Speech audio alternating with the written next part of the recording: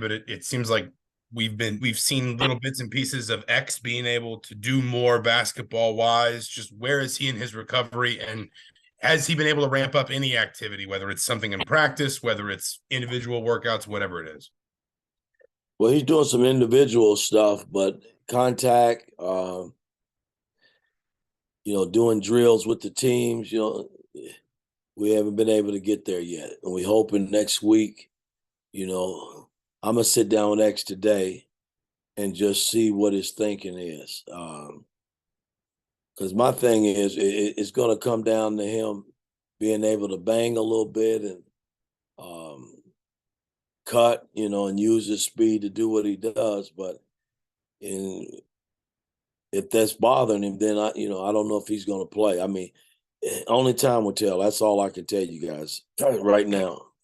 He's not doing enough for me to be on the floor to play. I know that. Not right now. Tom. Mike, in that first game with Purdue, you threw a lot of different looks at Zach Edey as much as you could, especially there in the first half, and had some good success with him. How important is just that aspect of it, of trying to do different things against him each trip down so he can't get comfortable or less comfortable? Well, we had a game plan going in, and, I thought it worked the first half.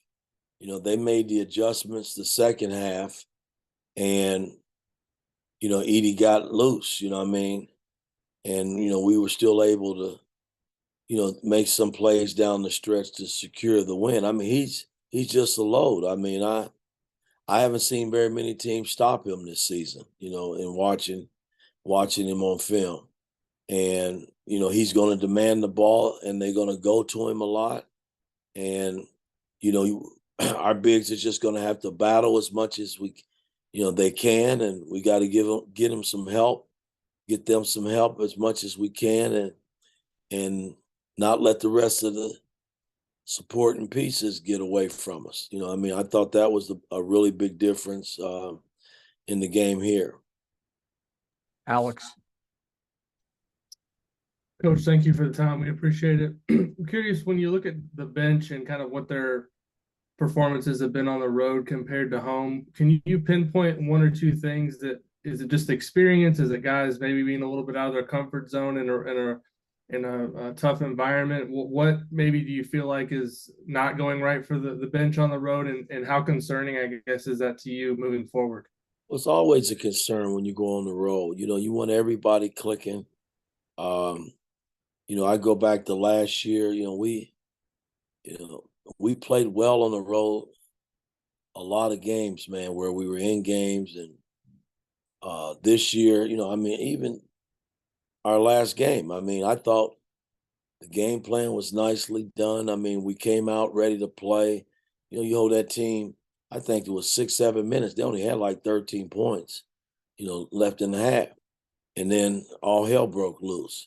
So I wish I knew what the formula was to get us feeling good about the road, and it's not just our team. There are a lot of teams in the Big Ten struggle on the road. And, the environment that you play in, I look at our numbers on the road versus at home, it's staggering. It's unbelievable. It's a major difference how we play at home.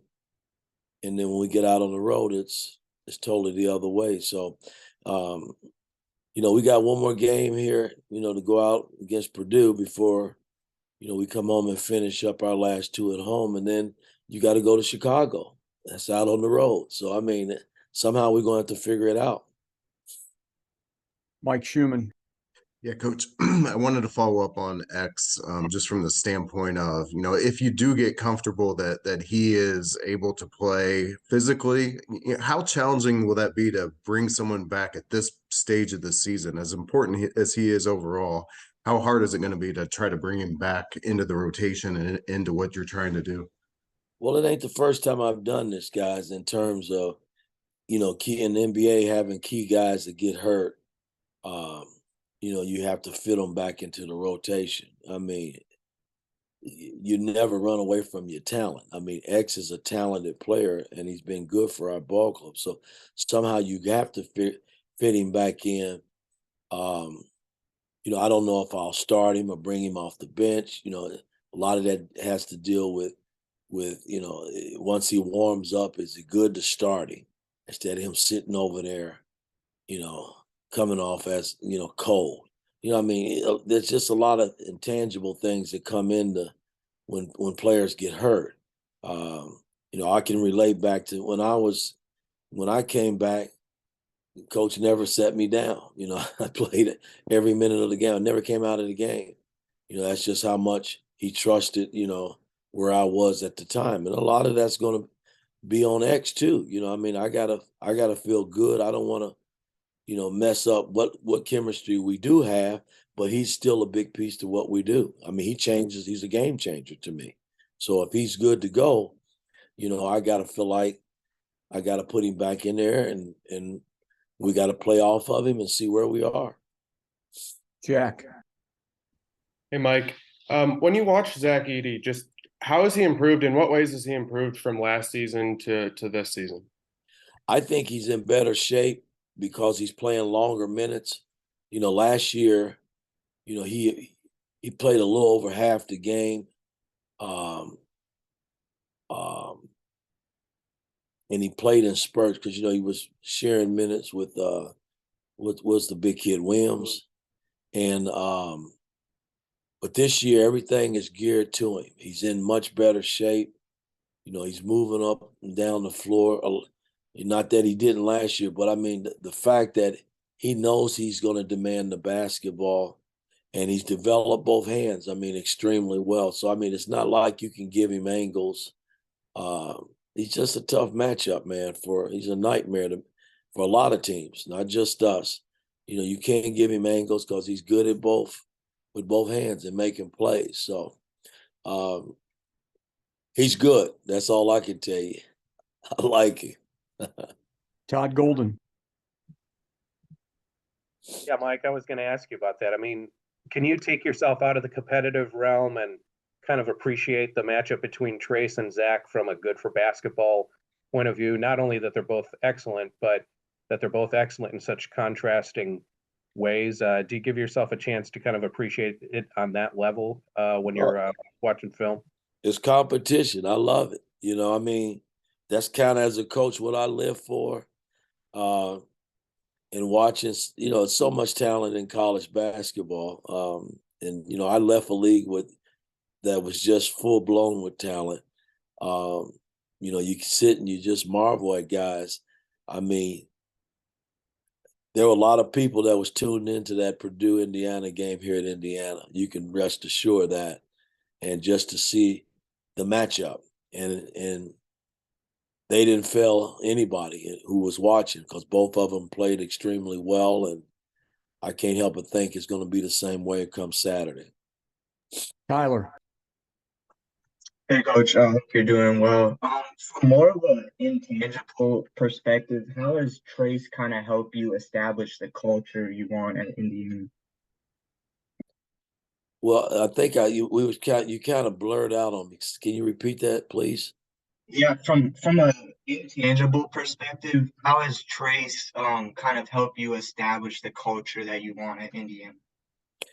Well, he's helped me tremendously. I think when your best player buys into what you're doing as a head coach, it sends a message to everybody, that's around him.